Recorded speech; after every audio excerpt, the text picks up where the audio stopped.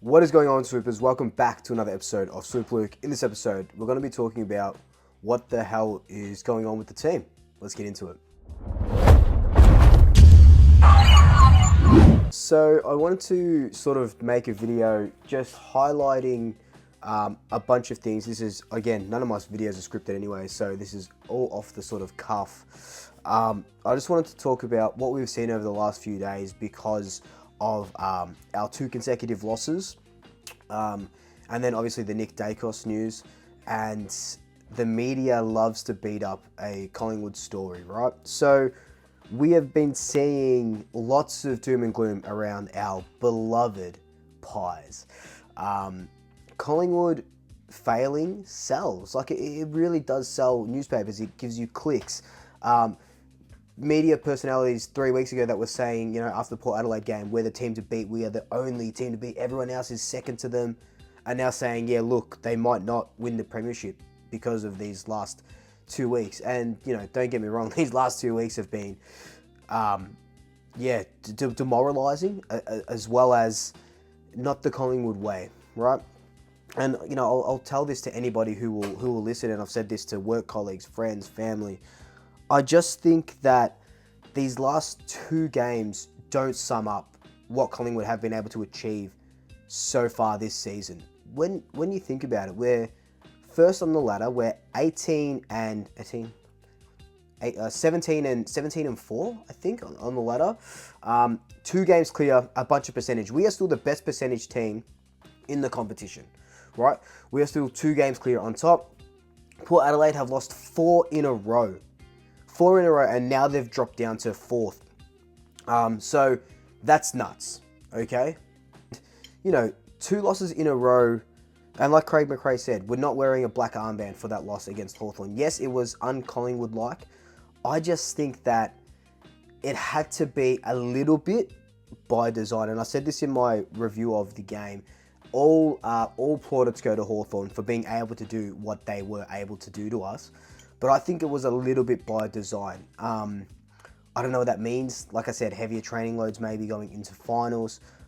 They wanted to sort of play bruise-free footy, ironically. That's just my sort of thoughts about it. But, you know, like I said, the media is trying to beat this up into such a big thing. And look, it honestly is a little bit better to be backs against the wall, media sort of writing you off, because for 19 weeks, we were, Nick Dacos is going to win the Brownlow. Nick Dacos is going to win the coaches' votes. Lou Richards medal, our boy. Collingwood are premiership favourites. They're $2.50 for the premiership. They're going to finish first. They're going to do this. They're going to do that. And, you know, that's all well and good. But as Collingwood supporters, we know that the weight of expectations just is sometimes too heavy of a burden to load it. And we've seen that, and we've been burnt so many times.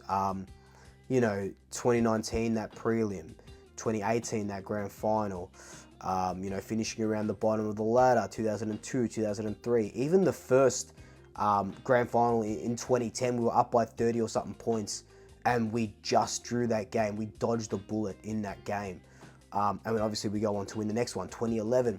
So we know what it's like, and that's just recency bias because that's just what I can remember, you know. We know what it's like to be up there with expectations and not perform. So I kind of feel like this is in itself a blessing instead of a curse. We are, you know, 2 games clear on top. We need to win 1 out of Geelong, Brisbane and Essendon to finish top 2, which is nice, right? We just need to lock in a top 2 spot, which means that not only do we get the second chance, we also get two home finals in Melbourne at the MCG in front of 95,000 people. We don't have to go to the Gabba. We don't have to go to Adelaide. So that is going to be absolutely beautiful there, right? So if that can happen, if we can get that 1 win, and it could start this Friday against Geelong, if we can just get that 1 win, lock it in, and that's it. And, you know, some people will say, I guess there's 2 sort of ways of thinking. Do you know, you obviously want that form to sort of continue up into finals, and you want to have that run on You want to win, or play good, play well into finals, and then sort of go on from there, because we know that finals is a second season. We have that 1 week break, and then we go into finals, and that's that second season. So it's gonna be an interesting 3 weeks, to say the least. If we can get 1 win out of the next 3 weeks, I'll be happy. I'll be laughing. Just give me that 3-game buffer and give me that top 2 spot. I don't care if we finish first. I don't care if we finish second. Give me what I want. Give me those two home finals and that rest as well, which is, the second chance as well, which is going to be so bloody handy. Now, the Nick Dacos situation, it's no sort of, I'm not going to come here and say to you, it's not a big loss. It's, he's a good player, but we'll be able to cover him. You can't. You can't cover what Nick Dacos does for the team. In the midfield, he's the best midfielder that we have. Down in the back line, he's the best half-backer that we have. He's the number 1 ranked half-backer, number 1 ranked midfielder at Collingwood. So he's going to lead from the front, set up those goals. So you can't replace him. You can't replace him, right? But all year we've said, oh, Nathan Murphy goes down, someone else comes in. Darcy Moore goes down, someone else comes in. Jamie Elliott, someone else.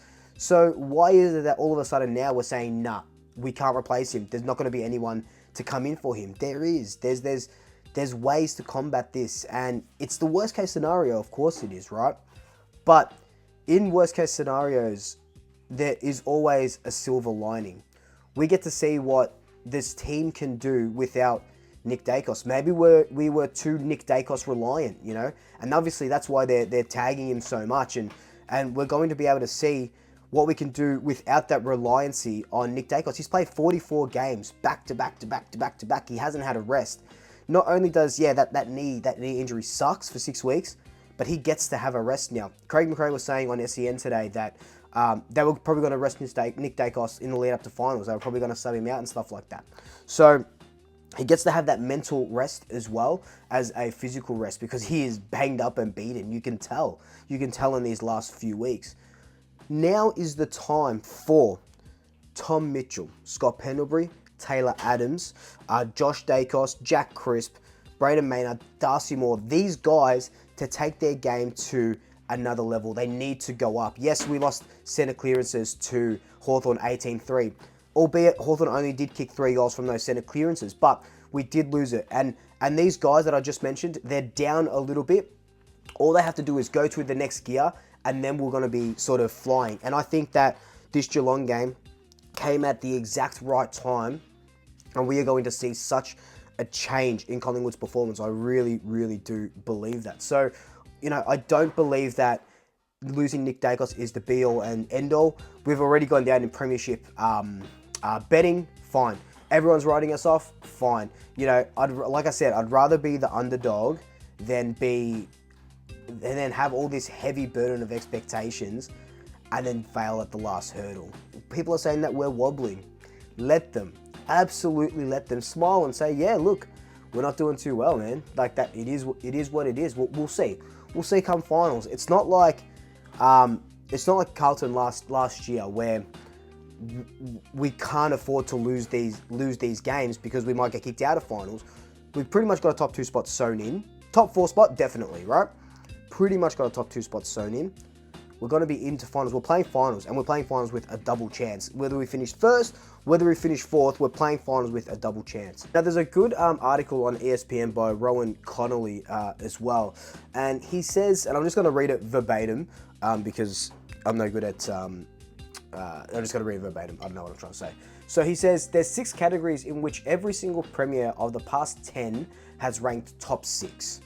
Points against from turnovers, opposition points from the forward half, defensive to forward 50 transitions, inside 50 differentials, and time in forward half differentials. So of those 6 categories, those premiership standard categories, every single premier of the past 10 years has ranked top 6 in them.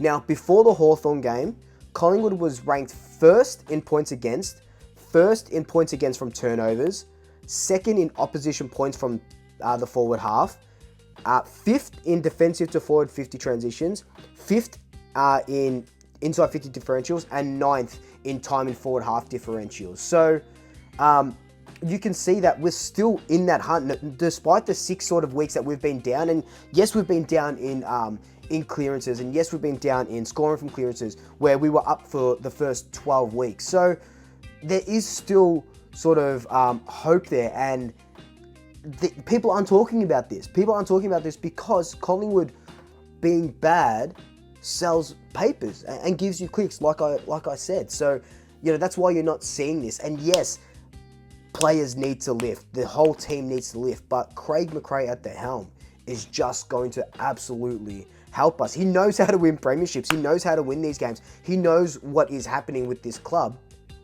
We're going to be okay. Something else that I kind of wanted to point out. It's not really an observation, more of a thought sort of thing, where I don't understand how we can be the top team for, you know, a dozen and a half rounds, ranked number one, and then all of a sudden, bang, drop to number 6. I think that has to do with a bit of a mindset change, where we've banked enough wins to finish top 4. The players have just kind of gone into their shell a little bit because they want to play finals. They want to get their body ready for finals. And I feel like if we need to, we can flick that on, like, you know, just like a flick of a light switch, you know. The Carlton game, the Hawthorn game, they were dead rubbers. In the Carlton game and the Hawthorn game were dead rubbers for us in a sense. These next few games aren't. So they are going to want to click into gear right now, and it's the perfect time to click into gear against the reigning premiers, against Brisbane, who are going to be in the top 4, and then obviously against Essendon leading into finals. I think, you know, I just wanted to make this video because I don't think it's all doom and gloom. I think that we're seeing that it's all doom and gloom, and I think that as a Collingwood supporter and as a Collingwood person, you know, you and I know that we were going to drop our heads going into finals and losing these games, and Nick Dacos injury and this, we're programmed as Collingwood supporters to drop our heads during this time because we've been burnt too many times. And, you know, it sucks that we are that team, right? But I think that with Craig McRae at the helm, what he's been able to do for the last 2 seasons, we are going to blow some teams away, and finals is looking really bloody juicy, because you got to remember that, you know, I keep saying that finals is the second season. Finals kicks up a gear. The Collingwood Geelong final from last year, Patrick Dangerfield and Tom Stewart came out and said that that was the hardest game they've ever played in their whole entire careers, including grand finals, because that pressure was immense, right? That's the Collingwood team that we're going to see come finals, and we'll probably start seeing it in the next 3 weeks. I think the boys relaxed a little bit too much, but I think that it's definitely in them, because you can't go from number 1 to number 17th ranked or something just like that, right? I think it's a mental thing, and I think it's going to be easy to get out of now that we've seen these next 2 weeks, and now that we know, oh, Nick Dacos isn't there to sort of save us. Our saviour's not there. We have to step up. We will step up. We'll be okay. Anyway, guys, that's just been my thoughts on just what's happened these last couple of days.